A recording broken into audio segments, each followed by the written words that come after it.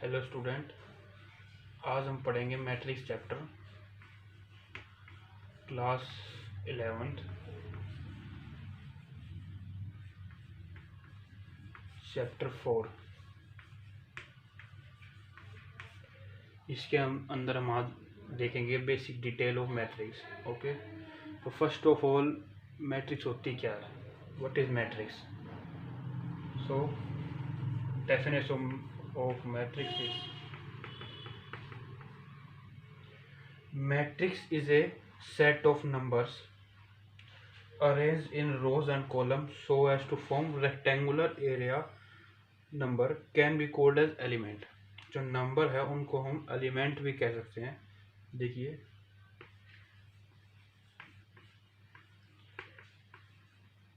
Matrix is a set of numbers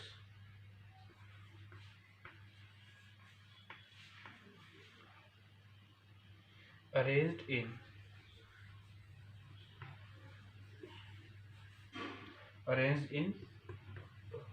rows and column। ठीक है, so as to form a rectangular array क्या means है? एक type की लिस्ट तैयार करते हैं हम। ठीक है, जो हमारे पास ये सेट ऑफ नंबर है इसको हम क्या कह सकते हैं मैट्रिक्स के अंदर? Element. Set of numbers can be called as elements भी हम इनको कह सकते हैं। ठीक है, इसके बाद हम देखते हैं रोज एंड कॉलम क्या होती है। ठीक है, इनको मैट्रिक्स में कैसे लिखते हैं। ठीक है, तो चलिए देखते हैं।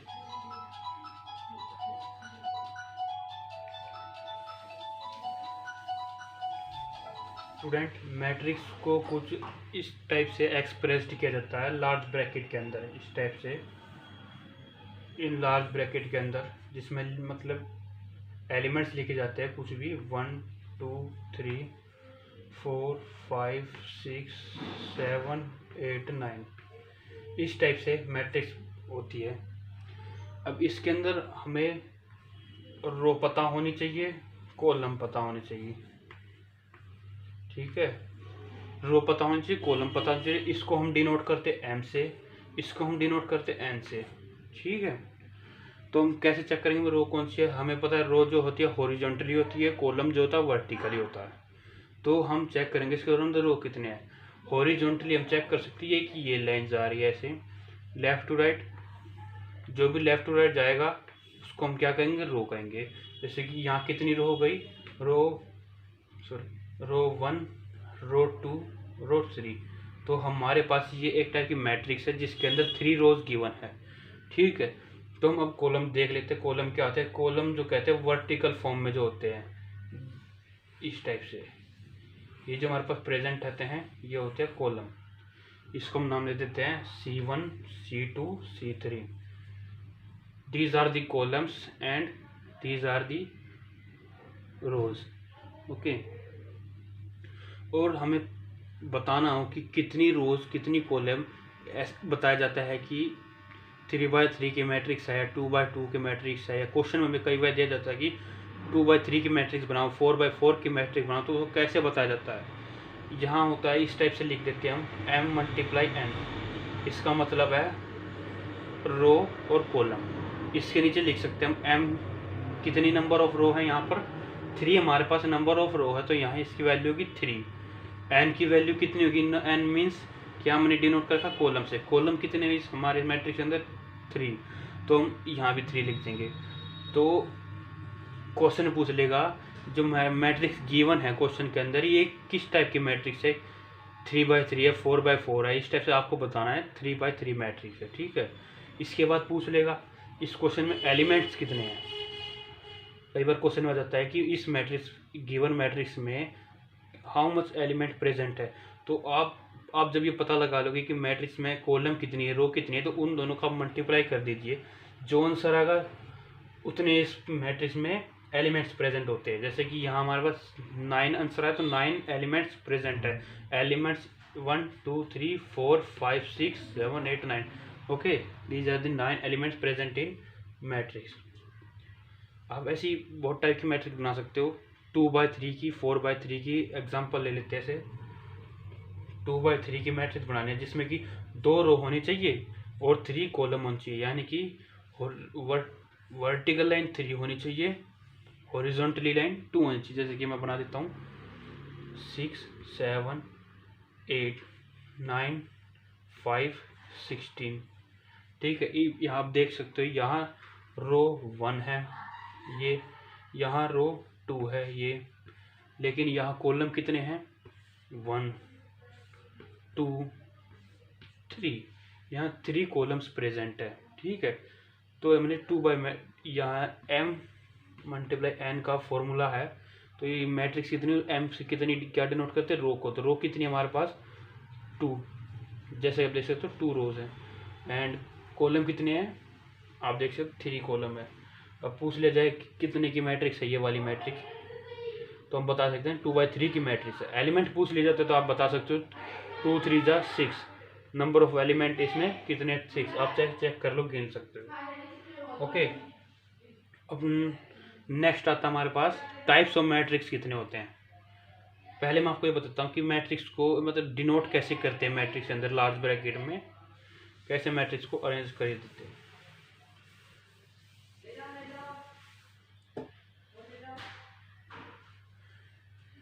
दिस इज सपोज एक मैट्रिक्स। कई बार हमें एलिमेंट पूछ लेता है कि इस नंबर पर कौन सा एलिमेंट है, तो उसको ऐसे डिनोट किया जाता है कि ए से, यहाँ हर एलिमेंट को हम ए से डिनोट कर देते हैं, लेकिन उसमें लिखते ऐसे है कि फर्स्ट रो फर्स्ट कॉलम, ऐसे लिखते हैं। इसके बाद first row second column, first row third column, इस टाइप से लिखे जाते हैं। जितने भी आप एलिमेंट लिखते हो उतने कॉलम इंक्रीज हो जाते हैं, जितने हम नीचे की तरफ लिखते हो उतनी रोज इंक्रीज हो जाती है। जैसे कि second row first column, second row second column, second row third column, इस टाइप से ही third row first column, third row second column, third row third column.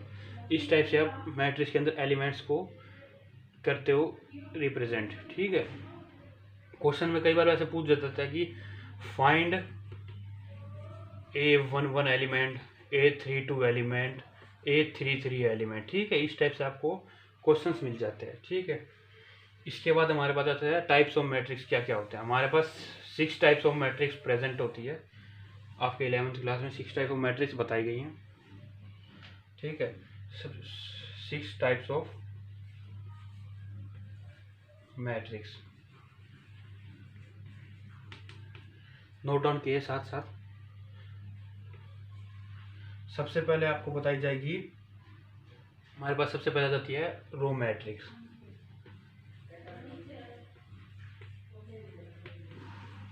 Second आ जाती है हमारे पास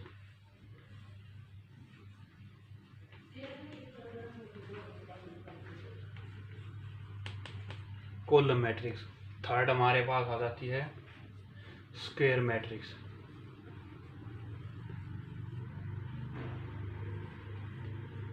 फोर्थ हमारे पास आ जाती है आइडेंटिटी मैट्रिक्स।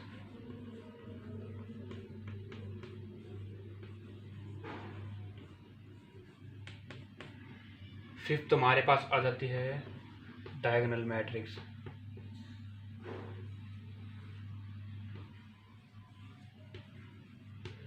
सिक्स्थ हमारे पास आ जाती है स्केलर मैट्रिक्स।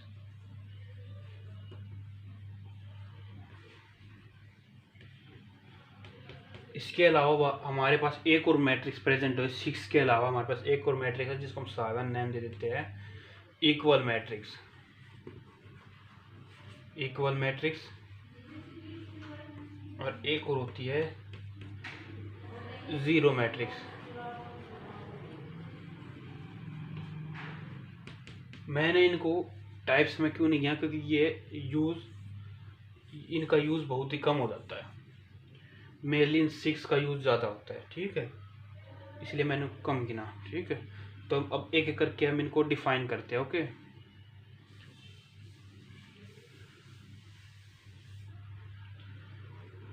तो चलिए, रो मैट्रिक्स क्या होती है। जो भी हम एलिमेंट प्रेजेंट करेंगे मैट्रिक्स के अंदर, जो कि लार्ज ब्रैकेट में प्रेजेंट होती है इस टाइप से, इसके अंदर जो भी मैट्रिक्स में प्रेजेंट करेंगे एलिमेंट, वो रो में लिखा जाएगा। कैसे लिखा जाएगा? जो होगा वो हॉरिजॉन्टली लिखा जाएगा, इस वे में, लेफ्ट टू राइट ही जाने चाहिए, ना कि मीन्स उसमें कॉलम होना ही नहीं चाहिए। यानी कि हम जब रो में लिखेंगे उसका मतलब क्या है, हमारे पास सिंगल लाइन में एलिमेंट्स लिखे जाएंगे जस्ट ओनली। आप अनलिमिटेड लिख सकते हो, ऐसा कोई लिखने की लिमिट नहीं है, आप कितने भी एलिमेंट्स लिख सकते हो उसके अंदर, जैसे कि 1 2 3 4 इन्फिनिटी, ठीक है। इस टाइप से कॉलम है। कॉलम में आप वर्टिकली लिख सकते हो,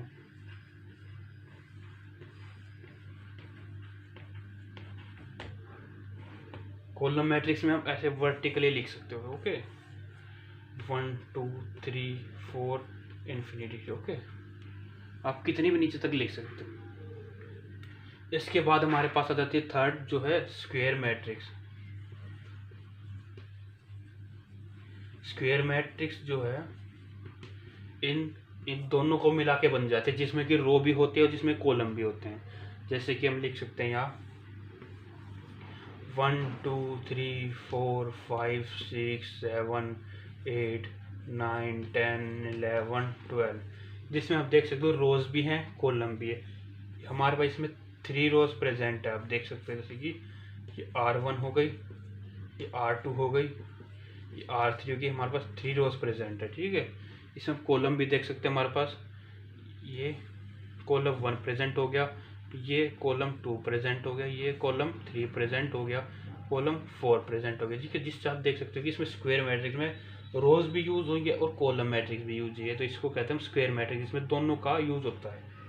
इसके बाद आती है, इसको नोट डाउन कर लीजिए अपनी नोटबुक में साथ के साथ ही।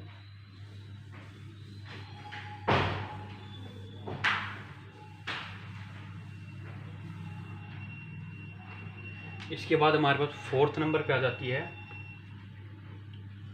क्या नाम बताया था मैंने आपको, डायगोनल मैट्रिक्स बताते हैं। डायगोनल मैट्रिक्स,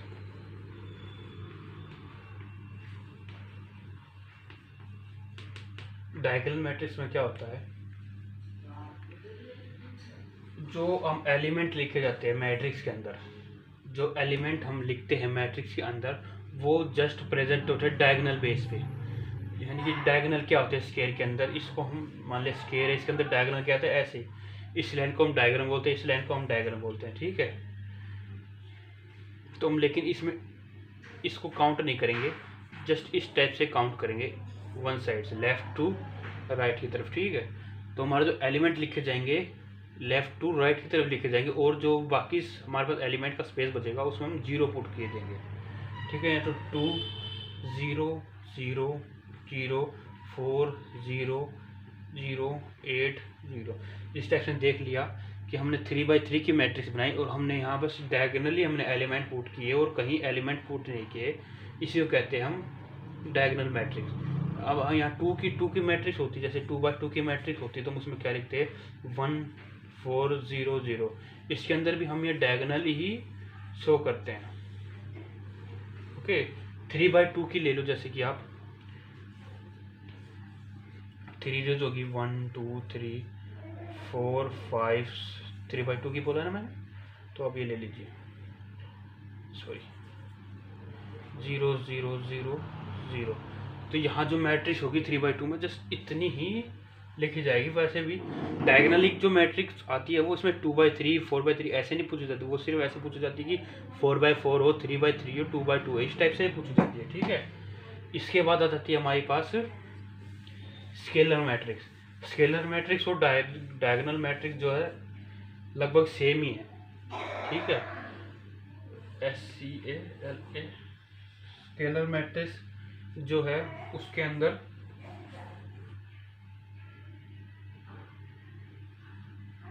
हमने जो बताया ना ये कि डायगोनली हम लिख सकते हैं एलिमेंट को।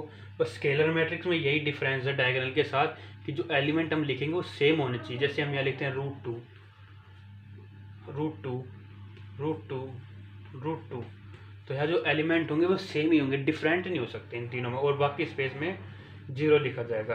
बस यही डिफरेंस है इस दोनों के बीच में, डायगोनल और स्केलर के बीच में। इसके बाद हमारे पास आ जाती है, क्या बताई थी मैंने, आइडेंटिटी मैट्रिक्स। Identity matrix.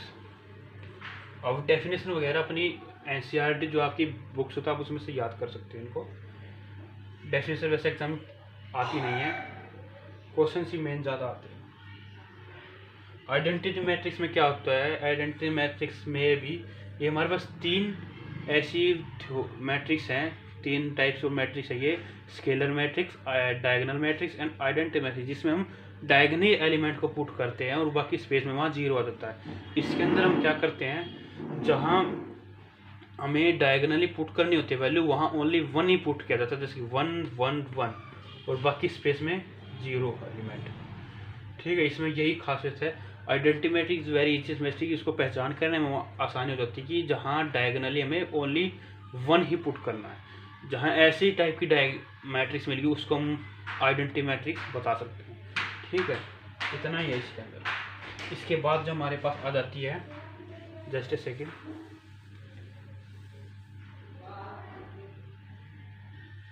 इसके बाद हमारे पास आ जाती है 0 मैट्रिक्स। 0 मैट्रिक्स,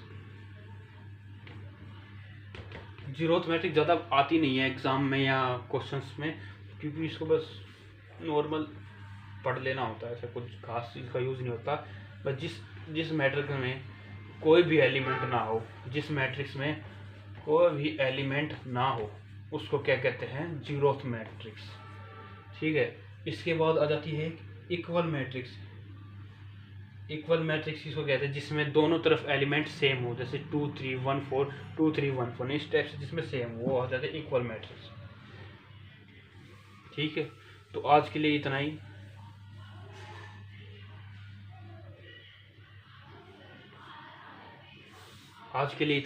अब मिलते हैं हम नेक्स्ट वीडियो में कुछ एनसीईआरटी क्वेश्चन के साथ, एक्सरसाइज 3.1। सॉरी, चैप्टर ये 3 है, मैंने 4 लिख दिया गलती से, चैप्टर 3 मैट्रिक्स। अब नेक्स्ट वीडियो में हम इसके क्वेश्चंस करेंगे, NCERT problems. Thank you for watching.